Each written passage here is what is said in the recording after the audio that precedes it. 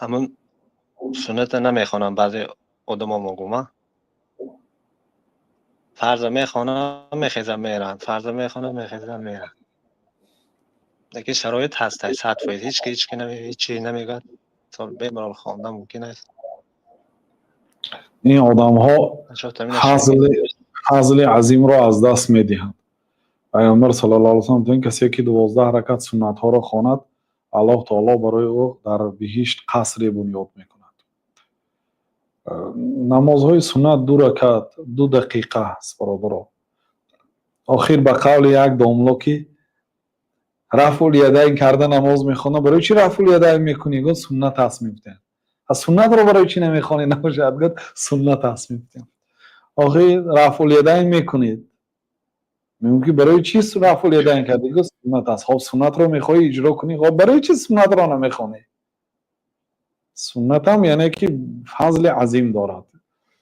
باید مادامی که وقت هست، مادامی که امکانیت هست، ولی مردم اهل قبور، اونایی که در قبر هستن، تمنا میکردین که کاش الله تعالی برای ما همین قدر فرصت دهد که فقط به دنیا رفته 2 رکعت نماز خوانده بیام. همین قدر وقتیت شد. ولی مردم زندان هم بسیار میخواد تمنیات ها میکردن، اگر من آزاد شدم این کار رو میکنم، اگر من در آزادی میشدم فلان کار رو. هیچی نمیکنن اون کار را، فقط تمنا. وای اینم الله تعالی هم که ولو عادوا ولو ردوا لعادوا لما نهوا عنه وانهم لكاذبون. اگر اونها به دنیا برگردانده شدن، لعادوا لما نهوا عنه، اونم گشته با همون کارهایی که الله تعالی من کرده بودم کارهایی میکنن. حتی کافرها هم تمنا میکردن که الله ما به دنیا برگردان، ما رفته این دفعه دیگه خیلی کار میکنیم. لیکن الله تعالی میگه که ولو عادوا ولو ردوا لعادوا لما نهوا عنه وانهم لكاذبون. اگر اونها به دنیا برگردانیده شوند دوباره، اونها بگشته همون کارایشون رو میکنن. و انهم لكاذبون، اونها دروغگوی هستند. الله تعالی میداند. یعنی که آدمی که قدری حیات خود را نمیداند. برای چی؟ برای که قدری نعمت را نمیداند. قدری ما حالا همین قدری یک قلط آب را نمیتونیم به جا بیاریم.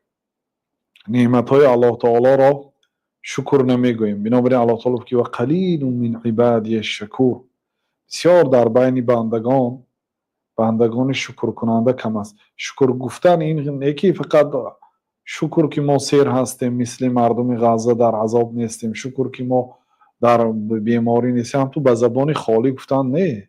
اعملوا آل داود شکرا. برای شکر باید عمل کرد. وقتی که فرصت دارید، وقتی که تنین صحت دارید،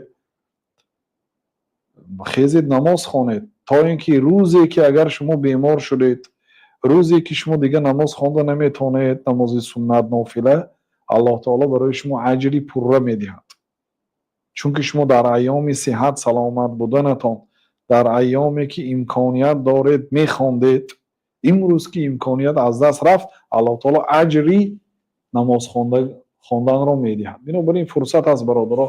کدام آدمی که صحت و سلامت است، کدام آدمی که فرصت دارد، عبادت ها را هر چقدر میتواند انجام دهد تا اینکه فردا هم در قیامت و هم در گذشت عمرش پشیمان نشود. الله تعالی اعلم.